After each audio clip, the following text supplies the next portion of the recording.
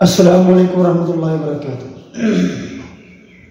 الحمدللہ رب العالمین الرحمن الرحیم مالک یوم الدین ایاک نعبد و ایاک نستعین۔ حضرت سامعین ناظرین، بھائی نے سوال کیا ہے کہ کیا میت والے گھر کھانا بھیجنا جائز ہے، اس کی شرعی حیثیت کیا ہے؟ اللہ رب العالمین نے قرآن حکیم کے اندر ارشاد فرمایا کل نفس ذائقۃ الموت،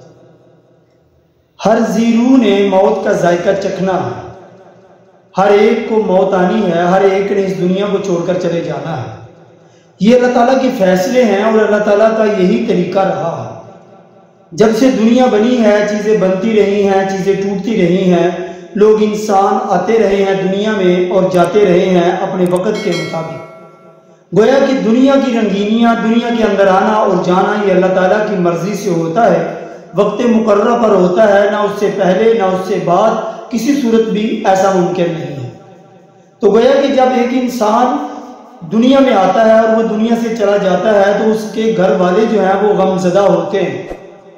وہی ان کے اوپر مصیبت آئی ہوتی ہے، وہ پریشانی کے اندر ہوتے ہیں۔ تو انہی کے بارے میں اللہ تعالیٰ نے یہی ہمیں حکم دیا اور پیارے پیغمبر نے ہماری یہی تربیت کی کہ اگر آپ کوئی بری خبر کے بارے میں سنیں، کسی غم زدہ بات کے بارے میں سنیں، یا کوئی ایسی خبر آپ کو مل جائے جو پریشان کن ہو، تو آپ فوراً اِنَّا لِلَّهِ وَإِنَّا إِلَيْهِ رَاجِعُونَ جو ہے وہ پڑھا کریں۔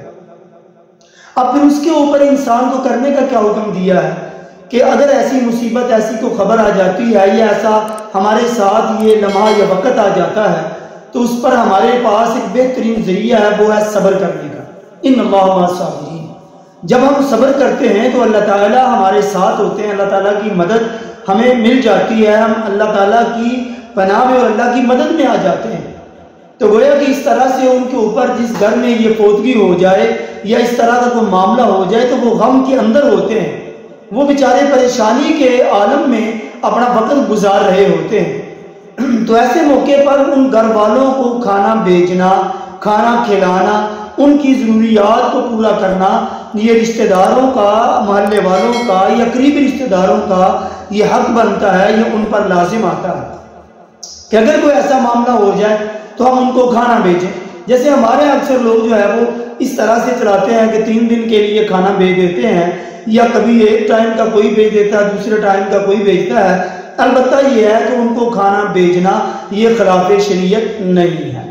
کیونکہ اللہ کے نبی صلی اللہ علیہ وسلم کی حدیث مبارکہ ہے، ترمذی کے اندر حدیث آتی ہے کہ اللہ کے نبی صلی اللہ علیہ وسلم نے حکم دیا کہ جب حضرت جعفر طیار رضی اللہ تعالیٰ عنہ جب ان کی وفات ہوتی ہے تو اللہ کے نبی صلی اللہ علیہ وسلم نے حکم دیا کہ جعفر کے گھر والوں کو کھانا کھلاؤ، کیونکہ جعفر کے گھر والے مصیبت کے اندر ہیں، پریشانی کے اندر ہیں۔ تو گویا کہ جس گھر کے اندر میت ہوتی ہے، جس گھر میں پوتگی ہوئی ہوتی ہے، وہ گھر والے مصیبت اور پریشانی کے اندر ہوتے ہیں۔ ان کی ضروریات یعنی ان کے لیے کھانے پینے کا انتظام کرنا دوسرے لوگوں کا یا رشتہ داروں کا حق بنتا ہے۔ اور یہ حدیث ہمارے پاس دلیل بھی ہے کہ اس حدیث کے ماتحت یعنی اس حدیث کے اوپر عمل کرتے ہوئے ہم بھی اگر کسی ایسے مرحلے میں گزرتے ہیں، ہمارے محلے میں، ہمارے رشتہ داروں میں، ہمارے قرب و جوار میں کوئی ایسا ٹائم آ جاتا ہے، کوئی ایسا وقت آ جاتا ہے، تو ہم بھی ان کے غم کے اندر بھی شریک ہوں اور ان کو کھانا بھیجیں، ان کو کھانا کھلائیں۔ کیونکہ اللہ کے نبی صلی اللہ علیہ وسلم کی حدیث مبارکہ ہے، حضرت جعفر طیار رضی اللہ تعالیٰ عنہ کی وفات کے موقع پر اللہ کے نبی صلی اللہ علیہ وسلم نے حکم دیا تھا کہ آپ جعفر کے گھر والوں کو کھانا کھلائیں، کیونکہ وہ مصیبت میں اس وقت مصیبت سے گزر رہے ہیں۔ تو ایسے لمحے میں اگر کوئی مصیبت میں ہوتے ہیں، خواہ پوتگی کے موقع پہ ہو یا کسی دوسرے موقع پر بھی مصیبت میں ہوتے ہیں، تو ان کو کھانا کھلانا، ان کے لیے ضروریات کو پورا کرنا یہ ہمارے ذمہ آتا ہے۔ اب اس کی مثال ایسے ہی لے لیں جیسے ہمارے ہاں یا کسی بھی ملک کے اندر یا کسی جگہ پر بھی کوئی جنگ کا مرحلہ آ جاتا ہے یا زلزلہ آ جاتا ہے یا سیلاب آ جاتا ہے، لوگ جو ہیں در بدر ہو جاتے ہیں، مصیبت میں آ جاتے ہیں۔ ہم ان کے لیے کھانے پینے کا انتظام کرتے ہیں، ان کے لیے، ان کے بچوں کے لیے ادویات کا انتظام کرتے ہیں، رہنے سہنے کا انتظام کرتے ہیں۔ چونکہ غم کا وقت ہے، مصیبت کا وقت ہے، تو بھوک کھانا جو ہے وہ سب سے عام ہے، تو ان کو کھانا دینا جو ہمارے ساتھ ضروری ہے۔ تو اسی لیے میت کے موقع پر بھی اگر کوئی فوت ہو جائے تو میت والے گھر میں کھانا بھیجنا یہ کوئی برائی یا قباحت نہیں ہے، بلکہ عین سنت کے مطابق ہے۔ اللہ تعالیٰ سے دعا ہے اللہ تعالیٰ ہم سب کو صحیح معنوں میں